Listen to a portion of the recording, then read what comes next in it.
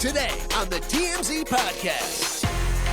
Hello and welcome to the TMZ Podcast. I'm Charlie Cotton and today I'm joined by Fabian Garcia. What's up, dude? Hot Take Fabian, we call you.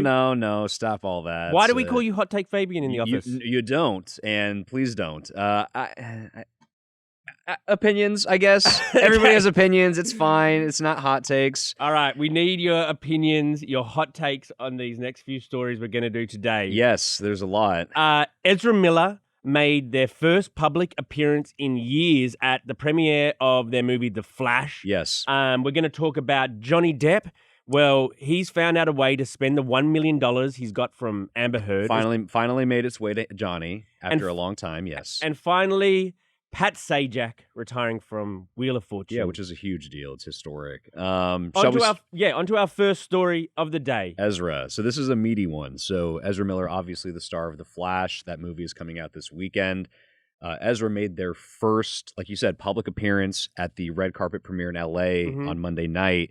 And there were questions as to whether they were going to talk to the press. Obviously, Ezra Miller is scandal-ridden right now. What are they going through? They have been accused of a lot over the past year and a half or so. Allegations of attacking people, assaulting people, harassing people, alleged break-ins, alleged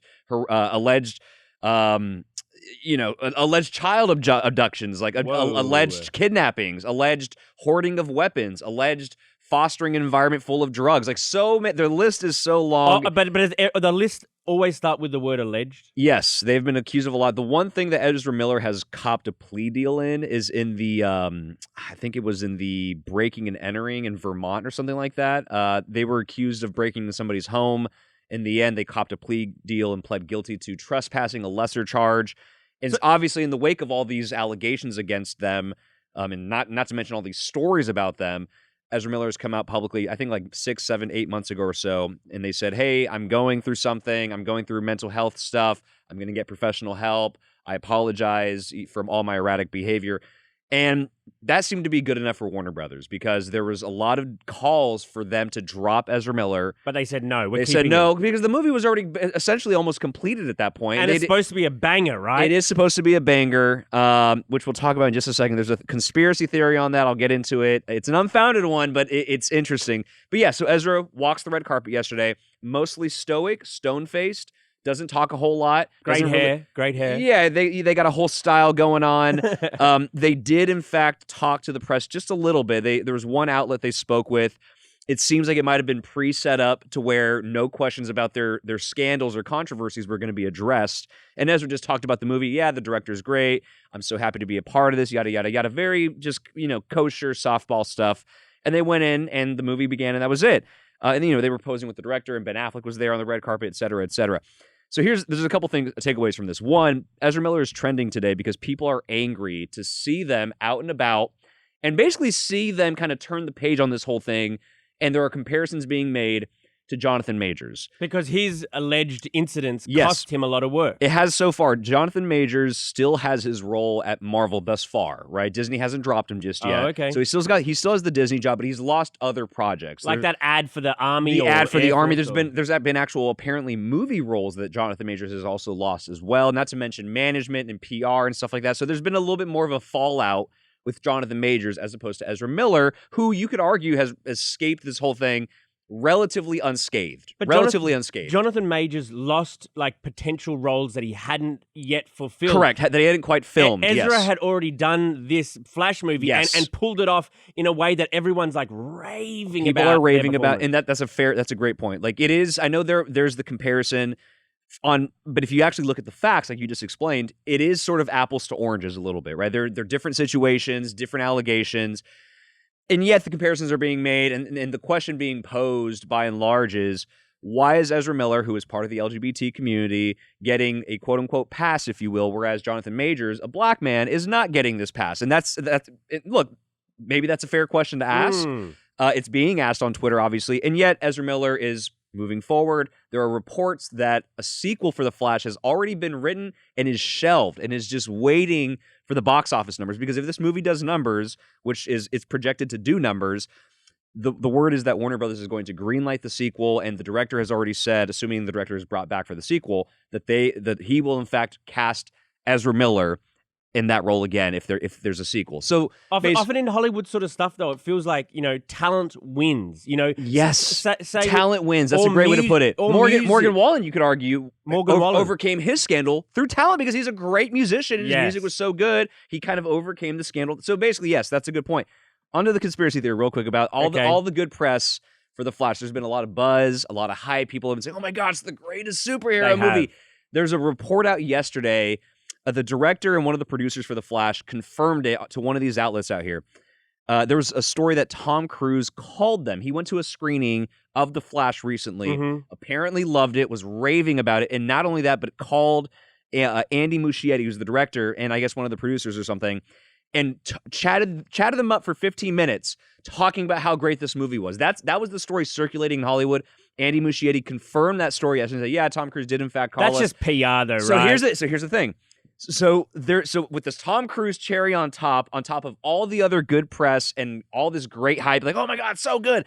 There's this conspiracy theory. It's an unfounded one, but it is interesting that Warner Brothers is kind of like behind the scenes, kind of like trying to manufacture good press for this movie. That's smart. Of course they are. You think they're maybe doing that? You don't think that to the point where they're like kind of lobbying Tom Cruise, like, hey Tom, can you like kind of make a good phone call? You think that might be happening? If Tom Cruise is already in Warner Brothers' good graces and is doing, I'm sure he is. Yeah, he's more of a Paramount guy these days. But yes, he's worked with Warner before too. So he's somewhat of an employee, or has been in the past. Sure, you scratch my back, I scratch yours. So why wouldn't they do that sort of story like that? So that's not far fetched to you then. No, every studio does things to promote a movie, whether it be like a big billboard or an ad on TV or an ad on radio, or this other sort of guerrilla marketing where it's sort of like you can't really tell if it's real or it's not. Right. Then good on the studio for doing this. This doesn't seem like something that's a no-no. Yeah, although I guess like if it was out publicly that the studio was doing this, it would be seen as like, that's not a good look. Like you're going around trying to basically curry favor with people. That's what people do. That's you're what right. politicians do. That's actually realistic. You're very right. Like that is in fact what people do behind the scenes. But like the fact that it's like it's not out in the open, right? It's just sort of like a hush hush thing maybe that's going on. In any case, lots of buzz. The movie's projected to do really, really well this weekend. I'm looking forward to seeing it. Look, I'm going to see it too, dude. Like, I mean, look, I'm very good at separating the art from the artist. I can do that with anybody. Cosby, Weinstein, all the terrible people in the world. love? I mean, the work is the work, dude. Like, I'm not going to... You listen to, like, Bounce, Bounce, Bounce, with R. Kelly? You know what? With R. Kelly... So, listen, if R. Kelly, like, if Bump and Grind, or if, like... If it came on the radio, if Ignition comes on, I'm not going to change it. You sing along? No, I don't sing along. I don't make a huge fuss about it. You're just sitting on the fence. Sort of, you won't turn it off, but you won't sing along. The R. Kelly one is the one where I'm kind of like, like I don't go out of my way to seek R. Kelly music anymore. If it comes on, it's not that big a deal. Frankly, there's not that many R. Kelly hits anyway. I mean, there are a few. I know he's got a lot of hits, but like they're not in like rotation, at least these days, not regularly anyway. So I don't know. Okay. Anyway, we can move on, I guess, right? All right, let's go on to our next story. Johnny Depp, having settled the lawsuit with Amber Heard for $1 million. This is from the trial last year. From the defamation trial, yes. She's got to pay him $1 million. Well, actually, her insurance is paying him $1 million. They covered it. And he has decided that he's giving it away to charity, and the charities it's going to. He's giving $200K to each of these 5 charities. Right. Make a Film Foundation, the Painted Turtle, Red Feather, Tetaroa Society, and Amazonia Fund Alliance. So they're each getting $200K from, well, Amber Heard, I guess, on the heels of all of this. Yeah, if you want to look at that. I mean, people say that basically he's trying to, get his image, even brighter, rehash his image using her money. Do you buy any of that? No. So Johnny Depp from the very beginning, and look, I'll just be frank. I don't know if I have a bias or not, but like I believe Johnny Depp in this whole thing. I'll be upfront about that. So, I don't. Okay, that's fine. I'll be upfront too. We can agree to disagree. So Johnny Depp from the beginning said, "I'm not here to bankrupt Amber Heard. I'm not here to collect her money or pocket her cash. I just want to repair my image, et cetera, et cetera." So he said from the beginning he'd be giving this money away. This is not a surprise. The only new thing that we're learning is where the money's actually going and how he's divvying it up or whatever. So Johnny Depp is rich. He doesn't need her money. He was never seeking her money. And these foundations are good. Like Make a Film Foundation, sort of like Make-A-Wish, but it's more geared toward like filmmaking and like basically fulfilling sick kids' dreams, like who are in the hospital, by meeting directors and actors and things like that. It's a little bit more film centric than Make-A-Wish. There's a couple of here, because I wrote this story. There's a couple in here where they're basically seeking to preserve indigenous communities, indigenous culture. Johnny Depp is apparently quite passionate about that. And then there's another couple of the charities in here that are tied to Marlon Brando and Paul Newman. I guess those two guys had gotten involved with these charities from the beginning. They're heroes of Johnny Depp, so he kind of wants to continue their legacy. And I still think, like, it's just giving the charity to look good rather than why didn't he give? Yeah, it certainly is PR. I mean, there's no denying. Why didn't he PR. give any of his own money too? If you like really care, like maybe he could have matched or something. Why didn't you match and say sorry for that whole we wasted a lot of your time, society? Sure. Like here's some more money because I really. It's basically just giving Amber's. Well, it's actually Amber didn't even have to pay a cent. She didn't even have to pay a cent. It's the insurance company paying out, which just seems. I would argue Amber Heard got off the hook big time. I mean, well, maybe not, because like reputation-wise, she's finished, I would say. Well, no, she's actually about to go to premiere her own movie. I saw that. So she is going to appear. So she's been living in Spain, obviously, lately, out of the States, laying low with her daughter, et cetera, and that's fine. By the way, she speaks great Spanish. That sounds sexy. It is. I mean, she still looks great. But yeah, she speaks fluent Spanish. But to your point, like you just made, she's going to be at this Italian, it's like a low-key film festival at the end of this month. She's going to be promoting some new movie that she's in. I haven't heard of it. I'm rooting for her, man. Are you? Yeah. Why, though? Because Johnny was bad to her, man. What does that mean, though? Well, see, that's the thing. He was a horrible, horrible boyfriend. And she might have been So here's the thing. Like, being a horrible boyfriend and beating on a woman is different, bro. Yeah. That's my view. You're like... And that's the line for me. It's like Johnny's emotional like your abuse. Sports team. I know. I don't want to relitigate this whole thing, but the line between emotional and verbal abuse and all that stuff, again, that's all bad, but there's a line between the physical. When you put hands on a woman, you're hitting a woman.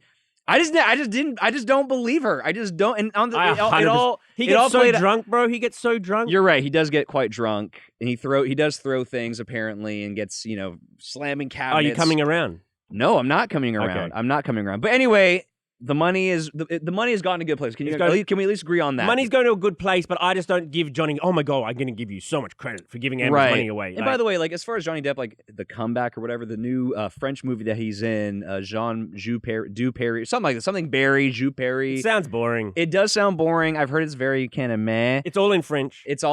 I've heard it's very meh. So I don't know if there's actually any real comeback for either of them at this point. I hope Amber gets back to the height. And she was never even that good of an actress. Well, let's be real. I hope she gets big.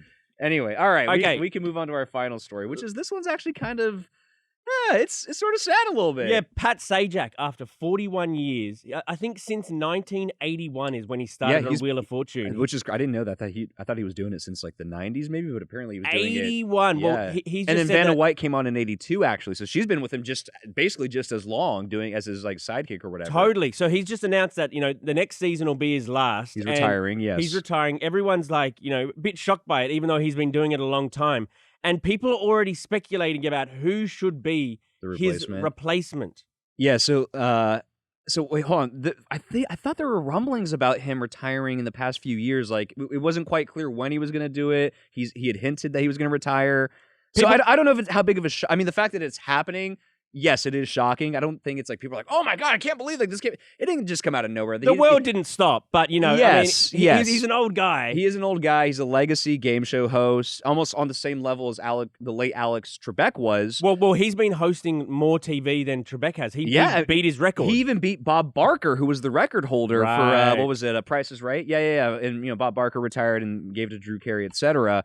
You know what's so interesting about this? So now we'll see who the next host is. I really don't care who the next host is. Like, I don't watch Wheel of Fortune, all that. It's just like a very kind of a throwaway show. It's not that big of a deal. People want Vanna White to be the next host. I would be more than happy to see Vanna White host. That'd be great. And have a male, maybe switch it up. Have a male tapping the board and revealing that the would letters. be interesting. That'd be interesting. Actually. The other interesting element about the Pat Sajak retiring thing is, are you aware that he's like kind of a conservative guy? Right, I am. So he's a bit of a conservative guy, which is fine. Like you can be conservative, but he has caught flack in the past for certain like positions he's taken and certain statements he's made. Is he Trumpy?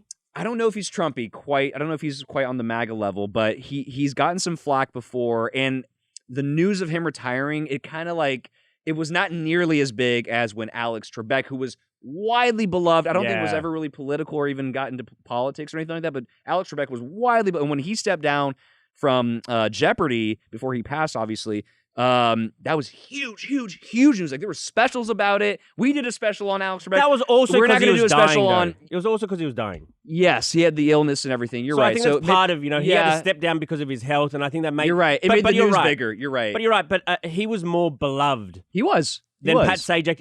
Pat Sajak is like an institution. He's an icon. Yeah. But I don't think people just sort of like, wear a Pat Sajak T-shirt around. They don't. I mean, like he's the guy on TV, but he's not. You're right. Not nearly on the levels of Alex Trebek as far as like people liking this guy. Like he's good at his job. He's charismatic. He's a great game show host. But he's just kind of like, oh yeah, Pat Sajak. Like it's fine. So we'll get somebody. You're down for Vanna White. Down for Vanna White. Step up. Yes, down for Vanna White. But I don't know. What's so funny? Like with game shows these days, there's like a small little footnote, but shows like Wheel of Fortune and even Jeopardy, frankly, they seem like small potatoes compared to like I was watching this show last night. I was at the gym and they had like TVs on the treadmill and stuff, and The Wall was on NBC. Do you know what that is? The Wall, like the balls drop and there's big money. Like hundreds of thousands of dollars. We're talking big money. Whereas on Wheel of Fortune, it's like, oh, $20,000. Yay. Oh, you're saying they need to up the prize. They need to up the ante on the money, and they just kind of need to up the stakes in general because like the Wall is, there's so many unique new game shows out now. Anyway,